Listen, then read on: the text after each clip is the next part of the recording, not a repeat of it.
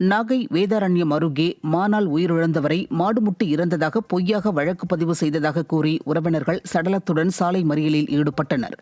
ஆதனூர் அண்டர்காடு பகுதியைச் சேர்ந்த கார்த்திகேயன் இருசக்கர வாகனத்தில் சென்றபோது கோடியக்காடு புயல் பாதுகாப்பு கட்டிடம் அருகே மான் குறுக்கே வந்ததில் விபத்து ஏற்பட்டது. இதில் அவர் சிகிச்சை பலனின்றி உயிரிழந்தார். இதுகுறித்து அவரது மனைவி காவல் நிலையத்தில் புகார் அளித்த நிலையில் போலீசார் மாடு முட்டியதாக பொய்யான வழக்கு பதிந்ததாக கூறப்படுகிறது. இதனால் ஆத்திரமடைந்த உறவினர்கள் வேதாரண்யம் திருத்துறைப்பூண்டி சாலையில் மறியலில் ஈடுபட்டனர். கடலூர் மாவட்டம் ஸ்ரீமுஷ்ணம் தாலுகா அலுவலகத்தில் அதிகாரிகள் பணி நேரத்தில் இருக்கையில் இருப்பதில்லை என குற்றச்சாட்டு எழுந்துள்ளது. ஸ்ரீமுஷ்ணம் தாலுகா அலுவலகத்திற்கு குறித்த நேரத்திற்கு அதிகாரிகள் மற்றும் ஊழியர்கள் வராததால் நீண்ட நேரம் காத்திருக்கும் அவல நிலை உள்ளதாக பொதுமக்கள் வேதனை தெரிவிக்கின்றனர். இதுகுறித்து மாவட்ட நிர்வாகம் உரிய நடவடிக்கை எடுக்க வேண்டும் என பொதுமக்கள் வலியுறுத்தியுள்ளனர். திருவண்ணாமலை அருகே அத்துமீறி வைக்கப்பட்ட திமுக பேனர்கள் அகற்றப்பட்டன. ஆரணி டவுன் பழைய பேருந்து நிலையம் மற்றும் அண்ணா சிலை அருகே பொதுமக்களுக்கு இடையூறு ஏற்படுத்தும் வகையில் திமுகவினரின் பேனர்கள் வைக்கப்பட்டிருந்தது. இந்த நிலையில் பொதுமக்கள் எதிர்ப்பு தெரிவித்ததால் நகராட்சி நிர்வாகம் திமுகவினரின் பேனர்களை அகற்றியுள்ளது. நகராட்சி நிர்வாகம் அரசியல் காழ்ப்புணர்ச்சியோடு செயல்படுவதாக குற்றச்சாட்டு எழுந்துள்ளது. கோவை அன்னூர் அருகே மாடு முட்டியதில் கிணற்றில் தவறி விழுந்த இளம்பெண் பரிதாபமாக உயிரிழந்தார். போத்தியம்பாளையத்தைச் சேர்ந்த பட்டதாரியான ஹர்ஷினி பிரியா என்பவர் தனது வீட்டின் அருகே மாடுகளை மேய்ச்சலுக்காக கட்டியுள்ளார். பின்னர் மாட்டை தொழுவத்திற்கு அழைத்துச் சென்றபோது அவரை மாடு முட்டியதாக கூறப்படுகிறது. அப்போது அவர் அருகே இருந்த விவசாய கிணற்றில் தவறி விழுந்துள்ளார். இதனையடுத்து தகவல் அறிந்து வந்த தீயணைப்பு வீரர்கள் ஹர்ஷினியின் சடலத்தை கண்டெடுத்தனர். இதுகுறித்து போலீசார் விசாரணை மேற்கொண்டனர். கடலூர் மாவட்டம் புவனகிரி அருகே சுடுகாடு வசதி கேட்டு பலமுறை மனு கொடுத்தும் அதிகாரிகள் எந்த நடவடிக்கையும் எடுக்காமல் அலைக்கழிப்பதாக பொதுமக்கள் குற்றம் சாட்டியுள்ளனர். புவனகிரி அருகே உள்ள ஜெயங்கொண்டான் வட்டம் மருதூர் கிராமத்தில் பட்டியலின வகுப்பை சேர்ந்த 200க்கும் மேற்பட்ட குடும்பத்தினர் வசித்து வருகின்றனர். இவர்கள் பயன்படுத்தி வந்த சுடுகாடு சிதிலமடைந்த நிலையில் புதிதாக சுடுகாடு வசதி ஏற்படுத்தி தருமாறு பலமுறை புகார் அளித்தும் எந்த நடவடிக்கையும் எடுக்கவில்லை என குற்றம் சாட்டப்பட்டுள்ளது. மேலும் விரைவில் நடவடிக்கை எடுக்காவிட்டால் வட்டாட்சியர் அலுவலகத்தை முற்றுகையிட்டு போராட்டம் நடத்தப்படும் என எச்சரிக்கை விடுக்கப்பட்டுள்ளது. மயிலாடுதுறை நகராட்சியில் சுமார் 4 நாட்களாக குடிநீர் விநியோகிக்கப்படாததை கண்டித்து பொதுமக்கள் காலி குடங்களுடன் சாலை மறியலில் ஈடுபட்டனர். முடிகண்டநல்லூர் நீரேற்று நிலையத்தில் மின் மோட்டார் பழுதடைந்ததால் குடிநீர் விநியோகம் நிறுத்தப்பட்டது. இதனால் குடிநீர் தட்டுப்பாடு ஏற்பட்டதால் பொதுமக்கள் மயிலாடுதுறை திருவாரூர் நெடுஞ்சாலையில் போராட்டத்தில் ஈடுபட்டனர். கடலூர் மாவட்டம் சிதம்பரம் அருகே முகத்துவாரத்தை முறையாக தூர்வாராததால் படகு கவிழ்ந்த விபத்தில் 2 மீனவர்களில் ஒருவர் உயிரிழந்தார்.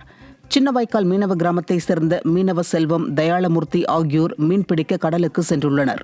அவர்கள் மீன் பிடித்துவிட்டு வந்து கொண்டிருந்த போது முகத்துவாரம் அருகே படகு தரை தட்டி கவிழ்ந்தது.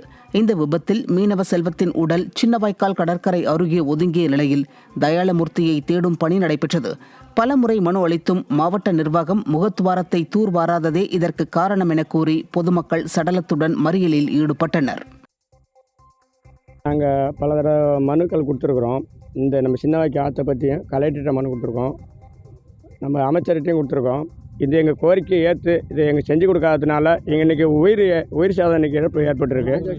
முகத்துவாரத்தை எங்களுக்கு இப்போதைக்கு தற்காலத்துக்காக டெம்பரவரி அதை ஆழப்படுத்தி கொடுத்தாங்கன்னா எங்களுக்கு வாழ்வாதாரம் பாதிப்பு இல்லாத நல்லா இருக்கும்னு வேண்டி விரும்பி கேட்டுக்கொள்கிறோம்.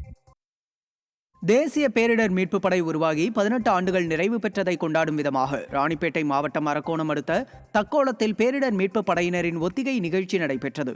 மழை வெள்ள பாதிப்புகளின் போது மக்களை மீட்பது மற்றும் இக்கட்டான விபத்து நேரங்களில் மேற்கொள்ளப்படும் பாதுகாப்பு நடவடிக்கைகள் குறித்து ஒத்திகை நடைபெற்றது.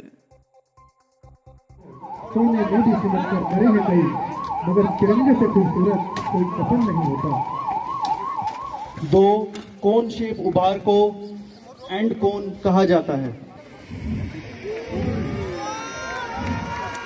दोनों ही स्वान बड़ी आसानी से फायर रिंग को पार कर लिए. சிவகங்கை மாவட்டம் இளையான்குடி அருகே ரேஷன் கடை அமைப்பதற்காக கிராவல் மண்ணை நடுரோட்டில் கொட்டிச் சென்றதால் பேருந்து செல்ல வழியில்லாமல் 4 கிலோமீட்டர் தூரத்திற்கு பொதுமக்கள் நடந்து செல்லும் அவல நிலை ஏற்பட்டது. நெஞ்சத்தூரில் 9 லட்சம் ரூபாய் மதிப்பீட்டில் புதியதாக ரேஷன் கடை கட்டும் பணி நடைபெற்று வருகிறது. இதற்கான ஒப்பந்ததாரர் கட்டுமானத்திற்கு தேவையான கிராவல் மண்ணை அலட்சியமாக சாலை நடுவே கொட்டிச் சென்றதால் பேருந்து செல்ல முடியாத சூழல் ஏற்பட்டது. இதனால் பொதுமக்கள் கடும் சிரமத்திற்கு உள்ளாகினர். சேலம் மாவட்டம் மேட்டூர் பகுதியில் செயல்பட்டு வரும் அரசு மேல்நிலைப் பள்ளியில் பாதுகாப்பின்றி வெட்ட வெளியில் நிறுத்தி வைக்கப்பட்டுள்ள விலையில்லா மிதிவண்டிகள் வீணாகும் அவல நிலை ஏற்பட்டுள்ளது. பள்ளி வளாகத்திலேயே மிதிவண்டிகளின் உதிரி பாகங்கள் பொருத்தும் பணி கடந்த 2 மாதமாக நடைபெற்று வருகிறது. இந்நிலையில் பணிகள் முடிந்து மாணவர்களுக்கு தயாரான மிதிவண்டிகள் எந்தவித பாதுகாப்பும் இன்றி நிறுத்தப்பட்டிருப்பதாக குற்றச்சாட்டு எழுந்துள்ளது. இதனால் டயர் உள்ளிட்ட பாகங்கள் வீணாவதைக் கண்டு மாணவர்கள் கவலையடைந்துள்ளனர். தருமபுரி மாவட்டத்தில் டாஸ்மாக் ஊழியர்களின் திடீர் வேலை நிறுத்தத்தால் மதுப்பிரியர்கள் அவதிக்குள்ளாகினர். தருமபுரி மாவட்டத்தில் பாலக்கோடு, காரிமங்கலம் உள்ளிட்ட இடங்களில் 64 டாஸ்மாக் கடைகள் செயல்பட்டு வருகின்றன. இந்நிலையில் நீதிமன்ற உத்தரவுப்படி தருமபுரி மாவட்டத்தில் உள்ள டாஸ்மாக் கடைகளில் மது பாட்டில்களின் மீது ஸ்டிக்கர் ஒட்டி கூடுதலாக 10 ரூபாய் பணம் வசூலித்ததால் டாஸ்மாக் ஊழியர்களிடம் மதுப்பிரியர்கள் தகராறில் ஈடுபட்டிருக்கின்றனர். இதனையடுத்து தருமபுரி மாவட்டத்தில் உள்ள 64 டாஸ்மாக் கடை ஊழியர்களும் எந்தவித முன் அறிவிப்பும் இன்றி திடீர் வேலை நிறுத்தத்தில் ஈடுபட்டதால் மதுப்பிரியர்கள் அவதிக்குள்ளாகினர். திருவாரூர் மாவட்டம் நன்னிலம் அரசு மருத்துவமனையில் போதிய மருத்துவர்கள் இல்லாததால் பொதுமக்கள் அவதியடைந்துள்ளனர். நன்னிலம் அரசு மருத்துவமனை நாள் ஒன்றுக்கு 800 முதல் 1000 பேர் வரை சிகிச்சை பெற்று வரும் நிலையில் ஓரிரு மருத்துவர்கள் மட்டுமே பணியாற்றி வருகின்றனர். இதனால் அவசர சிகிச்சைக்கு வரும் நோயாளிகளை திருவாரூர் அரசு மருத்துவக் கல்லூரி மருத்துவமனைக்கு பரிந்துரைக்கப்படுவதாக கூறப்படுகிறது. எனவே மருத்துவர்கள் பற்றாக்குறையை நீக்க உடனடியாக நடவடிக்கை எடுக்க வேண்டும் என பொதுமக்கள் கோரிக்கை விடுக்கின்றனர். நன்னிலம் அரசு பொது மருத்துவமனையில் இன்றைக்கி டாக்டர் ரொம்ப கடுமையான பற்றாக்குறையாக இருக்குது. ஏற்கனவே அதிமுக பேரில் டாக்டர் உட்காரத்துக்கு இடம் இல்லை. அது மாதிரி இருந்து ஒரு 18லேருந்து 20 டாக்டர் இருந்தாங்க. இன்றைக்கி ஒரு டாக்டர் இருக்காங்க. கட்டுக்கட்டுறது ஆள் கிடையாது, சமையலுக்கு ஆள் கிடையாது. இன்றைக்கி காலையில் கூட போய் பார்க்குறேன், அவ்வளோ க்ரௌடு. டாக்டர் சீட்டில் இல்லை. சில டைமில் நர்ஸு அந்த இதை டாக்டர் டியூட்டியை பார்க்குறாங்க. இதனால் ரொம்ப சங்கடமாக இருக்குது. இதை பல நட அதிகாரிகள்கிட்ட சொல்லியாச்சு, ஜேடிகிட்ட சொல்லியாச்சு, சென்னை தலைமைச் செயலகத்துக்கு தபால் அனுப்பிச்சாச்சு. தொடர் முகூர்த்தம் காரணமாக திண்டுக்கல்லில் 1 கிலோ மல்லிகைப்பூ 5000க்கு விற்பனை செய்யப்படுகிறது. கார்த்திகை, மார்கழி மாதங்களில் பெய்த மழை மற்றும் பனிப்பொழிவு காரணமாக பூக்களின் வரத்து வெகுவாக குறைந்துள்ளதால் விலை கணிசமாக அதிகரித்துள்ளது. நேற்று 1 கிலோ மல்லிகைப்பூ 3000க்கு விற்கப்பட்ட நிலையில் ஒரே நாளில் 2000 உயர்ந்து மக்களிடையே கவலையை ஏற்படுத்தியுள்ளது. இதேபோல் முல்லைப்பூ 2000 ரூபாய்க்கும், ஜாதிப்பூ 1500 ரூபாய்க்கும், காக்கரட்டான் 1500 ரூபாய்க்கும் விற்பனை செய்யப்படுகிறது.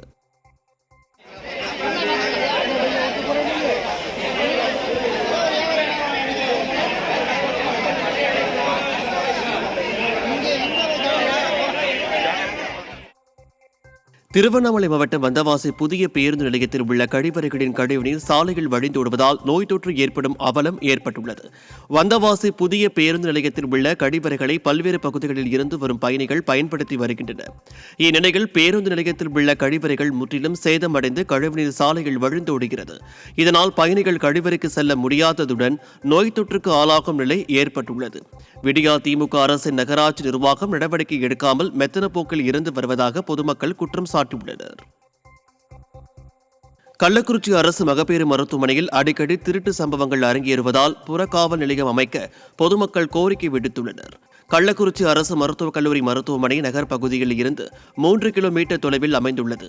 இதனால் நகரின் மைய பகுதியில் அமைந்துள்ள பழைய மருத்துவமனையிலேயே மகப்பேறு மற்றும் குழந்தைகள் நலப்பிரிவு செயல்பட்டு வருகிறது.